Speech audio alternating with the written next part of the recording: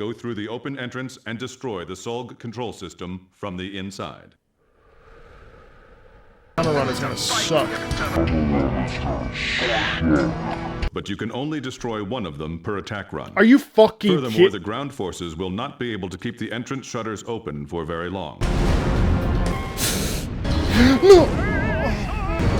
No! Oh, Christ. It's actually just challenging me as a person. I've never experienced this in a video game before. And if it was like a Dark Souls or a FromSoft game, I sort of dismissed it. But because I love the franchise of Ace Combat so much, it's taken on a totally different perspective.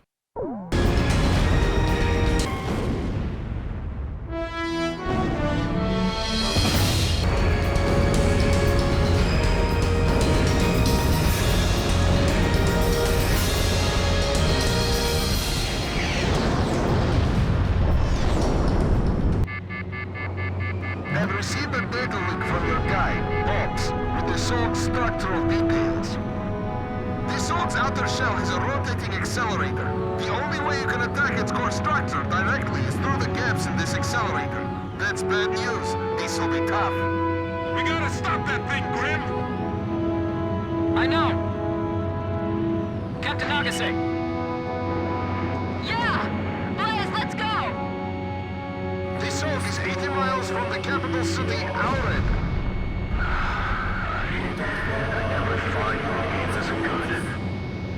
It's falling.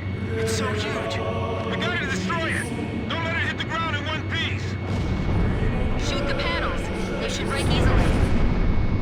Watch out for the fragments falling off the Solg. I'm not gonna get done in by some falling fragments.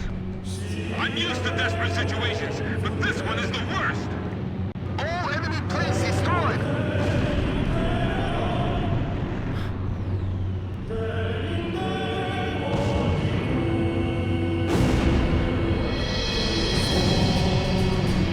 The enemy's laid his strongest cards against us, but no matter. I won't let them finish us. Not here. That's the Solg's core component. Can't hit them just by firing at random. Captain, we need you here! Watch the rotation timing and we should be able to hit it. We have to aim for that. This is like riding a needle.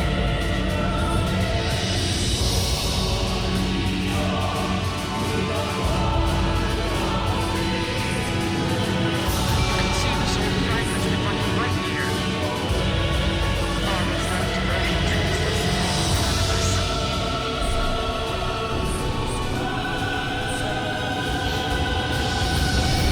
Or we can stop this thing.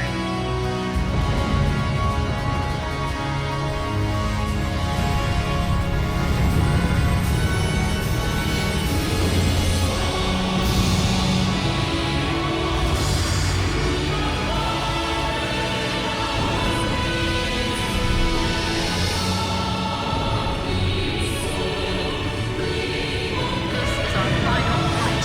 We'll get through this.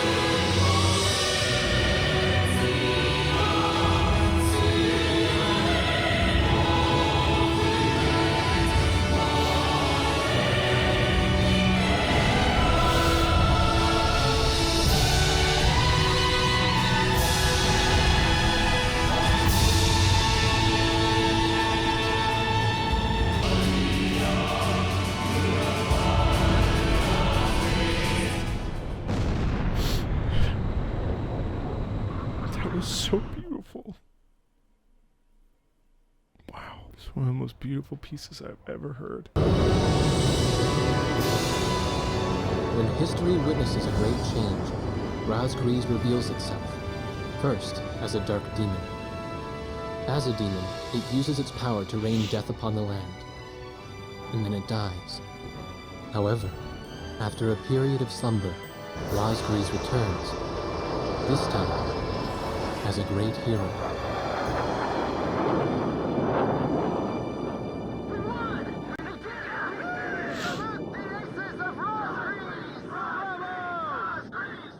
Can you hear these cheers? Don't tell me you can't hear them.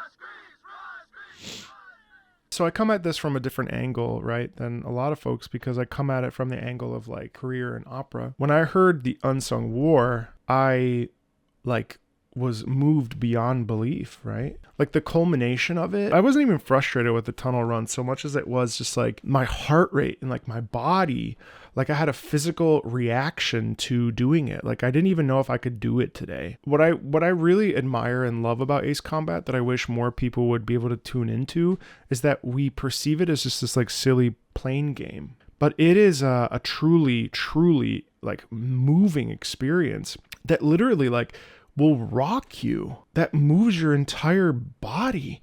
And like, I'm not being like, it's not hyperbole. Like I was literally on the edge of my seat and I was like so uncomfortable, you know, like the pressure, the stress. It was actually no different than performing on stage. It is such an imposing experience. And I knew that I had to get there in order to experience what this game had to offer with the Unsung War. And what I'm really noticing is that every final battle of this game, or of this series, culminates in this almost like liturgical and religious and holy experience.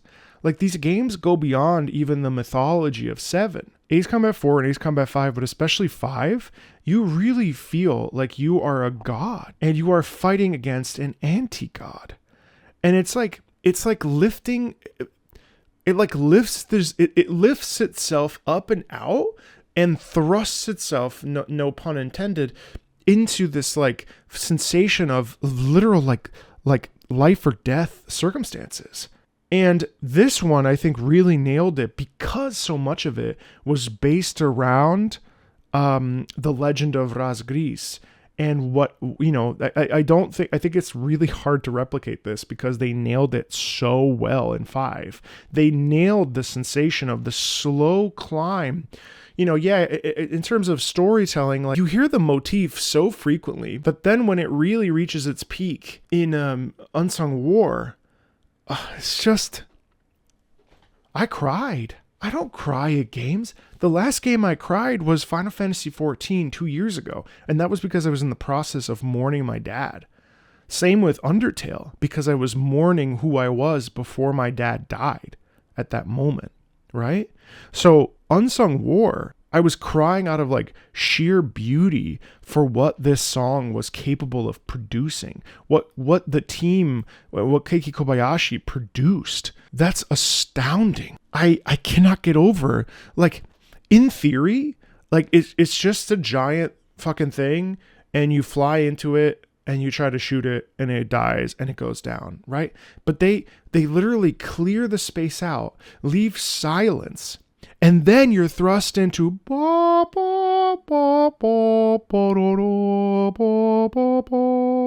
and then you're staring at this thing in the face and you are just floating above it. And again, you get that same sensation of what it's like to literally feel like you have your like life in your own hands. And it's weird because it's a fighty plain simmy silly thing, right?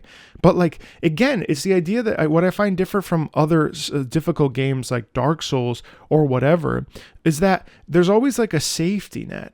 Whereas with this, like, you turn a corner and you fall, you die. That one will stay with me for a really long time.